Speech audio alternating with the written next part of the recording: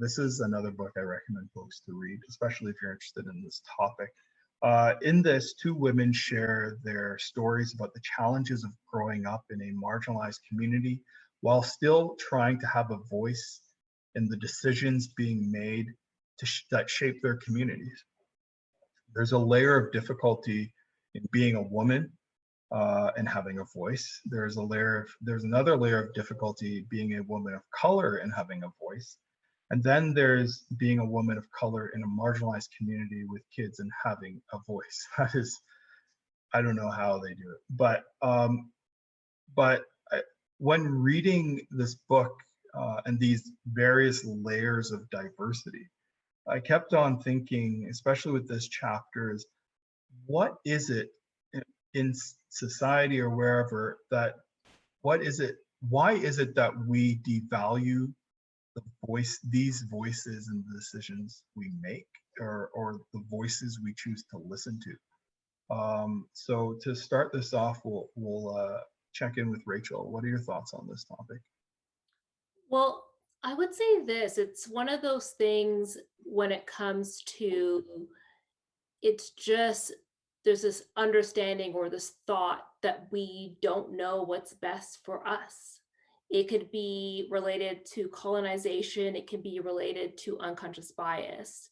Um, I'm always in a position where, in my particularly in my professional life, where you don't know better. And that assumption is based on the way I look, um, maybe some of my background, maybe I don't have the education.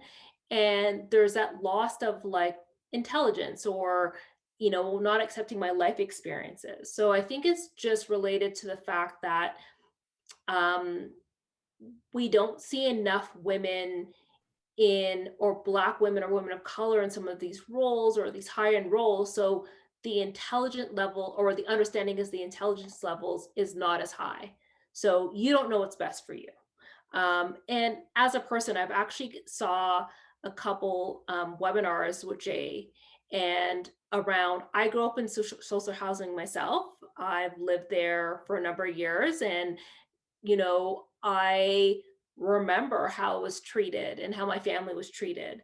And I think there's some understanding of you don't know what's better for you. So we're going to tell you, and what you have to say is not that important. So it's just really devaluing that input from people of color or Black people. Yeah, great point. In this book, they talk about the city doing this consultation session for a new development, and they weren't including, those who are homeless, and, a variety of different, especially those who are homeless. Um, and a group came out, self-organized, and said, "We're going to hear these voices."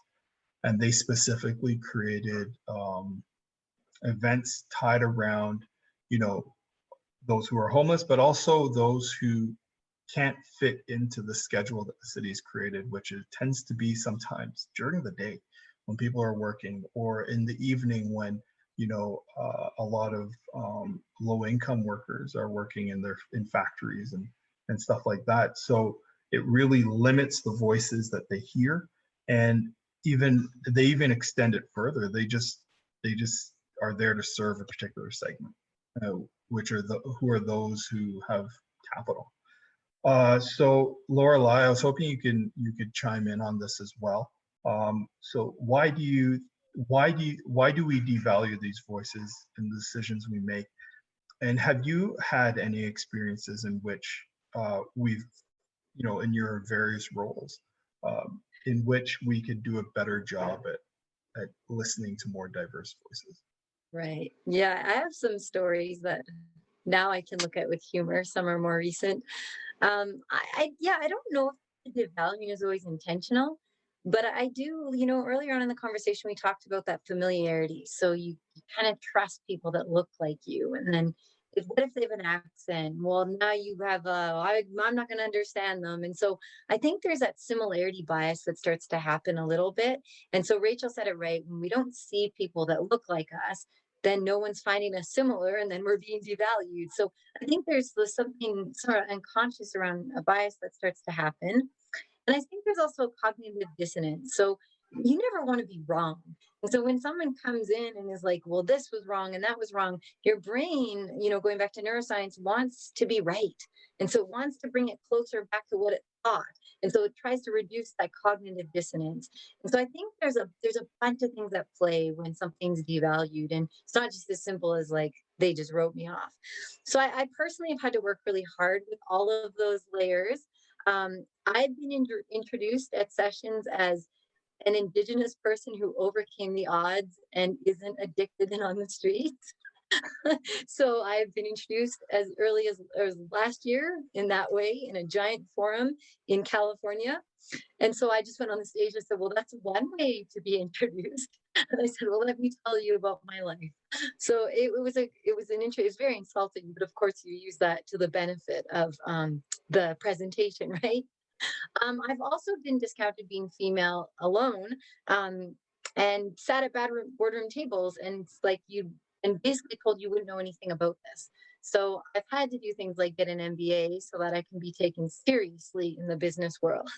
But I have learned along the way that learning the language of people and finding out what's important is what gets you into conversation. So while I don't always look like everybody, or I don't have the right gender or the right skin color or the right background or the right family, I can create bridges. And so if I know MBA language, well, now I have a seat at the business table, right? And so or if I can speak Spanish, then I can. And so I've personally tried really hard to figure out how I can create bridges of understanding. How can I get into people's worlds that seem a little bit closed and kind of infiltrate it a bit? And before you know it, they're like, oh, that's just Lorelei.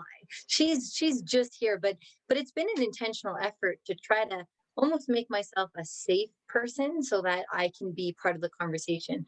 I don't think it's always going to be like that. And one of the more interesting barriers that I face, and it's daily, is quite often I'm not Indigenous enough. And so my family's Métis, and I've actually been told that because I didn't go to school personally to residential school and that I didn't grow up on a reserve, that I don't have what it takes to be Indigenous. And so I definitely faced the gambit from being too young to being female to being Indigenous to not being Indigenous enough. So I can tell you that if I walked around feeling devalued my entire life, I probably would not have achieved much. But all of that has made me more interested to actually create bridges of understanding and to figure out how I reduce people's biases that might be occurring and kind of make myself a place at the table till eventually I just become normal at the table. Wow. Wow. Okay. Didn't expect that. So thank you for sharing. Thank you for being vulnerable and sharing your story. I really, really appreciate it. Beth, what are your thoughts on this? And have you, as a planner, as a very experienced, very accomplished planner, have you what has your experiences been, and can you maybe give us the perspective of the city, maybe, or a municipal administration? Well, I'm having a bit of a reaction to Lorelei's words, and Rachel's too, and yours too, Ron. That like all three of you in a way have really nicely described how the devaluing happens. So time of day, explicit or subtle racist remarks, like that's how it happens. But the question underneath that, which you posed at the outset, Ron, so I'm not avoiding your next question, but like, so why do we devalue these voices? And I think at the end of the day, the why it's part of that superiority thing that Rachel was talking about and it's about power, honestly.